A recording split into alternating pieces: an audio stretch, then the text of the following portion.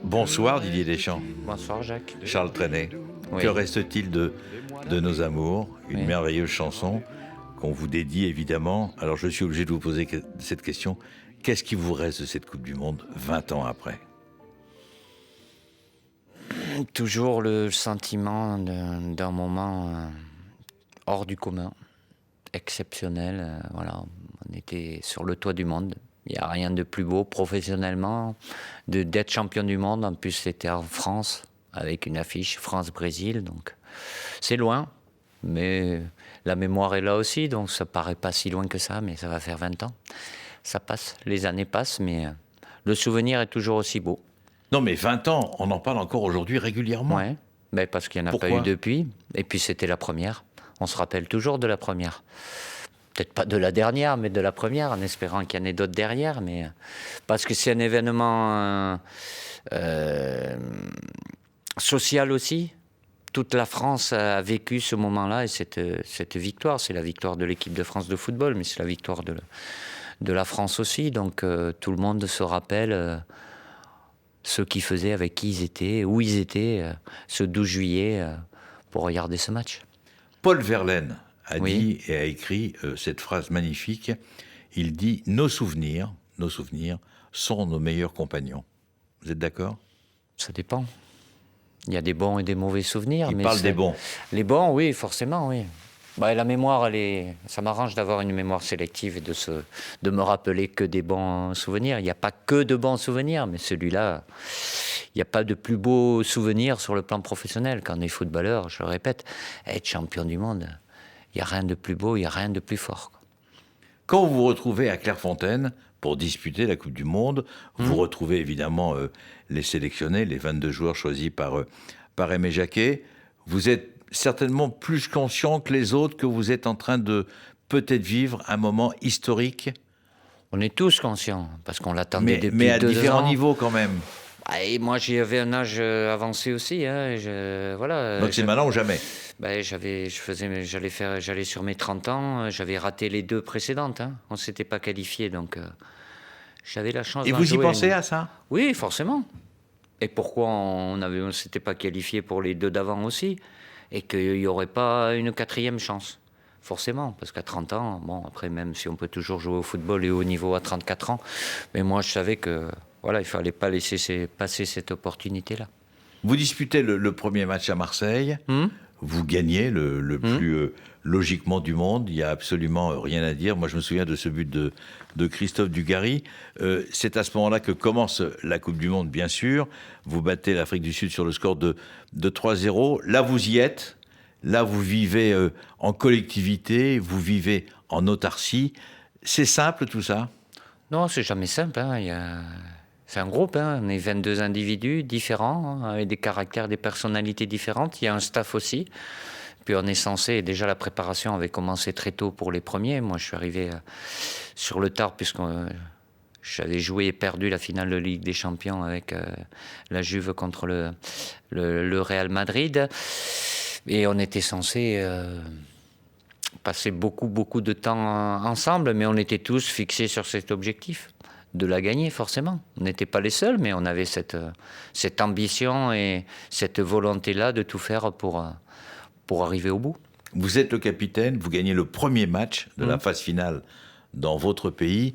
Je ne dis pas que le boulot est fait, mais en tous les cas, ça part bien, entre guillemets. Oui, le boulot est fait. Après, ça a été long, hein, les 2 ans de matchs amicaux. On avait hâte, puisqu'on était vraiment de sacrés compétiteurs, l'ensemble du groupe. On avait vraiment hâte d'aller dans la compétition et de se lancer. Et là, le premier match, il donnait un peu le tempo. Au-delà du fait du score 3-0, le premier objectif, c'était de se qualifier pour les 8e. Et quand on est dans une poule à 3 équipes comme ça, gagner le premier match, c'est très important. Alors justement, en ce qui concerne ce premier match, on parle du but de Dugarry, évidemment. Je veux dire, quand Dugarry va saluer le public, etc., on a l'impression tirant la langue, là, oui, un peu. oui. Donc ça reste des souvenirs. Alors il y a des gens Ouais. qui ont dit que c'était un souvenir négatif, d'autres positifs, etc. Peu importe. Ça reste des images. Ça reste des images. Et ça reste des bons moments, quoi qu'il arrive. Oui, parce que la fin est très belle. on n'aurait peut-être pas la même analyse si ça s'était pas fini comme on le sait, mais sur le moment, on le vit comme ça, avec des polémiques, certains qui apprécient, que ce soit sur lui ou sur d'autres joueurs. Donc voilà. Après, ça devient de la littérature quand on gagne. Toutes les équipes qui gagnent, elles sont aimées. J'ai pas connu une équipe de France, quelle que soit la discipline, qu'elle soit pas aimée, mais il faut gagner. Merci Didier Deschamps d'être avec nous en ce dimanche soir, parce que très honnêtement, moi j'ai envie de rejouer les anciens combattants. Alors peut-être que ça vous agace, peut-être que ça vous énerve, peut-être qu'on en a trop parlé depuis 20 ans, mais c'est quand même l'un des plus grands moments de la vie footballistique, je veux dire, de notre pays. On vient de parler à l'instant de France-Afrique du Sud, vous gagnez 3-0. Il y a le deuxième match au Stade de France. Vous gagnez 4-0 contre l'Arabie Saoudite.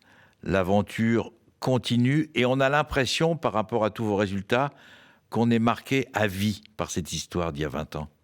Oui, après, c'est au fil de la compétition. C'est vrai que ceux qui aiment le foot, les supporters, ils l'ont regardé depuis le début. Et puis après, ceux qui n'aiment pas spécialement le football, ils ont été pris...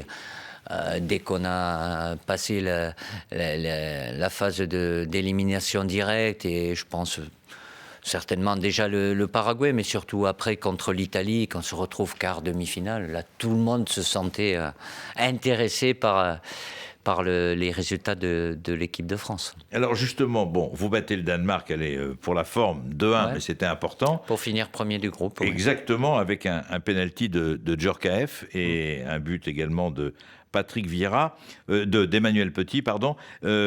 Après, après on rentre dans le dur, si on peut parler comme ça. Une autre compétition, voilà. Élimination directe. On peut éventuellement calculer, je veux dire, pendant le premier tour, même si c'est pas bien, sauf que là, là, c'est tout de suite. Ouais. Là, c'est le coup près. Le coup près. Et vous leur parlez déjà du coup près? Oui, c'est une autre compétition. En plus, il faisait très chaud, on joue à Lens, c'était l'après-midi. On n'avait pas Zizou qui purgeait son deuxième match de suspension. Puis parce qu'on est dans l'obligation de se qualifier. France-Paraguay, 8e de finale en France. Si on ne se qualifie pas, on pouvait tous partir sur une île déserte. Vous y avez pensé? On n'y pense pas, c'est pas quelque chose, parce que c'est des pensées négatives. C'est pas votre caractère. Non, il faut pas. Tout ce qui est négatif, c'est pas bon. On se devait mais c'est jamais évident. Quand on est dans l'obligation, c'est jamais une position très confortable, mais on a assumé ça, même si on est passé entre la colle et l'affiche. Aujourd'hui, oui, but en or, magnifique, mais ça aurait pu tourner différemment. Et forcément, ça n'aurait pas été la même Coupe du Monde pour nous tous. Et pour les gens aussi, ça ne se souviendrait pas pareil. Alors, justement, est-ce qu'il vous est arrivé en tant que capitaine, d'aller voir un joueur, parce que vous avez le sentiment qu'il est en difficulté, qu'il n'a pas le moral, qu'il est déçu parce qu'il ne joue pas, ou parce qu'il est blessé, ou parce qu'il a tout simplement des états d'âme, il dit viens, on va aller se promener dans les jardins de Clairefontaine, on va parler tous les deux. Oui, ça vous est arrivé? Fréquemment, oui. Par rapport au bien du collectif.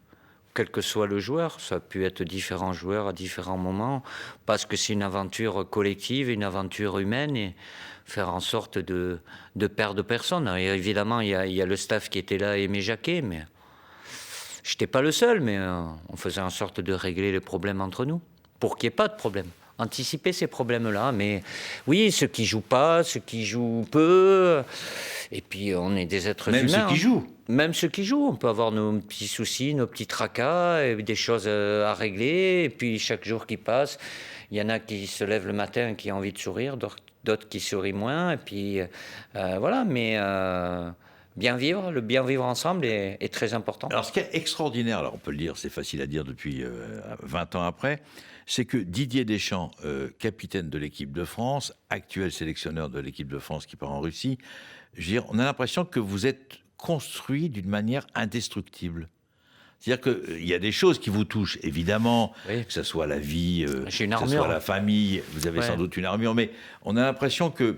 que votre dénominateur commun, c'est le vestiaire, c'est l'intérêt du groupe. Depuis toujours, depuis le départ, depuis vos premiers matchs au Pays Basque. Mais j'ai toujours eu cette ouverture-là à penser, c'est un sport collectif et penser aux autres. Ce qui a fait ma force, c'est que j'avais pas de soucis sur moi-même ou sur mon jeu. À partir de là, j'ai eu du temps à consacrer aux autres quand ils en avaient besoin. Et puis comme voilà,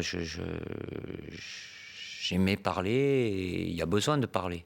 Que ce soit avant, pendant, sur le terrain aussi, c'est des encouragements, corriger certaines positions par la parole. Voilà, on m'a appris ça aussi parce que quand j'ai commencé en équipe de France, je parlais moins, j'écoutais. Puis après, j'ai pris le relais. Donc c'est quelque chose que j'ai fait naturellement pour le bien du collectif, toujours. On a parlé de France-Paraguay, on va parler d'Italie-France, qui était au Stade de France. Vous vous qualifiez au pénalty, mais quand je vous écoute depuis le début, on a l'impression que vous êtes quelque part content, sans pour autant jouer les anciens combattants, comme on disait tout à l'heure. Vous êtes content de vous rappeler tous ces merveilleux souvenirs. C'est que du bonheur. Donc, non, mais vous pourriez être lassé quand vous en parle sans arrêt. On se lasse jamais quand c'est des images positives, des grands moments. Voilà. Après, bon, l'eau a coulé sous les ponts, comme on dit, et il y a d'autres choses qui se sont passées, mais on reste lié à vie par cet événement. Le groupe qui était là, et puis j'associerai bien évidemment tous les gens qui étaient à l'extérieur et qui eux aussi ont vécu cette compétition comme nous, différemment, mais avec nous. Alors justement, je voudrais qu'on parle du peuple de France. Le peuple de France était avec vous. Le peuple de France y croyait comme vous. Notamment ce fameux soir contre l'Italie où vous qualifiez au pénalty. On avait l'impression que, même si c'était très juste, même si c'était limite, on a l'impression que c'était toute la France qui avait, quand Baggio manque le pénalty, le messeur transversal, on a l'impression que c'est toute la France qui manque le pénalty. Oui, ben c'est ça. Il y a ceux, au départ de la compétition, il y a les vrais supporters, ceux qui aiment le foot, et puis les occasionnels, et puis ceux qui n'aimaient pas le foot, ils ne pouvaient pas passer à côté, puisque c'était du 24-24.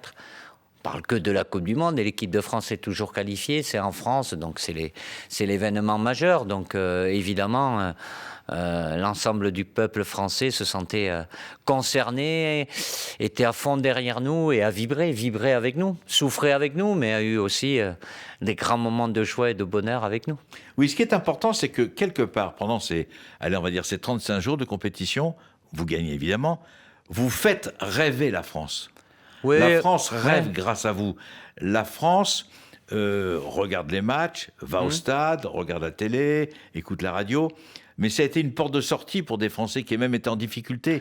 Ils étaient contents d'avoir du bonheur grâce à vous. Oui, vous en êtes conscient de ça ? Oui, même si on n'a pas la prétention, et ce n'est pas le cas, on n'a pas pu résoudre tous leurs problèmes du quotidien, mais le moment d'hommage, d'un résultat... Mais pendant un mois, ils ont oublié. Voilà, peut-être pas un mois, mais au moins les soirs de match ou les jours de match. Voilà, on a ce privilège-là de pouvoir donner du bonheur. Qu'on peut donner du bonheur aux gens, voilà, ils étaient fiers, heureux, ils ont vibré, ils ont sans doute fêté ça autant si ce n'est plus que nous. Donc, oui, c'est magnifique de pouvoir distribuer du bonheur à n'importe quel moment. Quand la vie est difficile, le quotidien est très difficile pour certains d'entre eux, mais là, il n'y avait pas à dire, ouais, les footballeurs ou quoi que ce soit. Voilà, le fait d'être français, fier d'être français, et fier de gagner en étant français. Quand vous vous qualifiez pour la finale, en battant la Croatie 2-1, est-ce que vous vous souvenez du retour, Stade de France, Clairefontaine ? Beaucoup d'invités qui sont venus ici nous voir à France Bleu nous ont dit que c'était un autre moment magique. Oui, on est qualifié pour la finale en France. Voilà. Bon, tous les retours après victoire sont toujours heureux, mais là, bon, on avait de guélurons aussi, donc avec la musique, et puis bon, pas mal d'éclats de rire et tout ça, quelques plaisanteries, mais c'est un bus très joyeux. Alors, qui c'était les guélurons ? On peut y aller maintenant. Les ambianceurs, il y avait Vincent Candela, bien évidemment, Dugas aussi, voilà, c'était surtout les Franck Leboeuf aussi à sa façon. Après, il y avait plus des timides, des réservés, puis après tout le monde est pris un peu par l'euphorie, quoi. Alors si je dis les deux tauliers, Laurent Blanc, Didier Deschamps, vous êtes d'accord avec moi ? Didier Deschamps, le patron, le Non, capitaine, non, il n'y a pas et de il grade. a son ami Laurent Blanc qui est toujours là, Oui, bah, évidemment Il y a une que... complicité immense Ouais. entre vous deux. Oui, bien évidemment. Beaucoup de respect, puis une association. Puis bon, il y avait d'autres aussi, Marcel Desailly, Lilian Thuram, Yuri à sa façon aussi, même s'il n'était pas très expressif collectivement. Mais on était tous des joueurs très importants dans les clubs où on jouait à l'étranger. Donc forcément en équipe de France. Mais il n'y avait pas... Sincèrement, on n'avait pas de problème d'ego à savoir, oui, mais lui, il prend plus la lumière que l'autre. Voilà, chacun avait sa place. Il y avait des magiciens. Et puis, il y avait des maçons dont je faisais partie. Et puis après, il y avait des leaders techniques, physiques, psychologiques. Voilà, c'était un bon assemblage, quoi. Didier Deschamps, on passe un moment merveilleux avec vous depuis environ 20 minutes, car on se rappelle ce moment extraordinaire de 98 où vous êtes champion du monde, c'est au Stade de France, c'est un 12 juillet, vous nous l'avez dit, c'est sans doute le moment le plus important de votre vie sur le plan sportif. Qu'est-ce que vous gardez comme image sur le plan humain ? Les rapports humains que vous avez eus avec vos 22 coéquipiers pendant près de 40 jours, c'est énorme quand même, de vivre pendant 40 jours avec les mêmes mecs, oui, parce même qu'il y a plus. la période de préparation, oui. Avec, Puis les matchs amicaux. Oui, et toute C'est incroyable. les 3 semaines ou 4 semaines qui ont précédé la compétition, c'est une aventure humaine avec des caractères, des personnalités différentes, mais cette diversité a été notre force aussi. Chacun avait sa place, avait par moments certains qui étaient un peu plus dans le dur que d'autres, mais on était liés par cet objectif collectif et cet objectif commun. Donc, avec des découvertes aussi, parce qu'on passe beaucoup de temps. On a eu l'occasion de voir nos familles aussi, donc à se connaître mieux humainement, parce que sportivement, et c'est l'essentiel, c'est sur le terrain, on se connaissait, mais après en dehors aussi, et forcément... on apprend à s'apprécier encore plus, quoi. Alors, je ne vais pas parler des 22 parce que c'est trop long, mais je voudrais qu'on ressorte quelques joueurs. On va faire des jaloux, là. C'est pas grave. Laurent Blanc, Oui. le président. D'où ça vient, le président? Je ne sais plus trop d'où ça vient, mais bon, il a il est la grand, stature, la grand, prestance. C'est le calme incarné, la sérénité, Lolo, quoi. Donc, jamais d'histoire. Non, Serein. non, mais quand il y a à dire, il le dit. Et bon, voilà, moi je l'ai toujours dit, il m'a estomaqué parce qu'il lui est arrivé quelque chose de tragique. Il faut tout relativiser, mais on l'empêche de jouer cette finale. Ce qui est quelque chose d'horrible, parce que c'est même injuste pour lui, en étant exclu en demi-finale. Et le recul qu'il a pu avoir par rapport à sa propre situation entre le moment de la demi-finale et la finale, j'étais admiratif, parce que moi, c'est quelque chose que j'aurais eu beaucoup de mal à vivre. Et lui, il a pris ça parce que c'est quelqu'un, il a toujours beaucoup de recul par rapport au collectif. Il a privilégié, voilà, le fait de préparer cette finale, mais pour lui, c'est dur, même s'il a fait toute la compétition, mais il joue pas le match le plus important de notre vie. Fabien Barthès.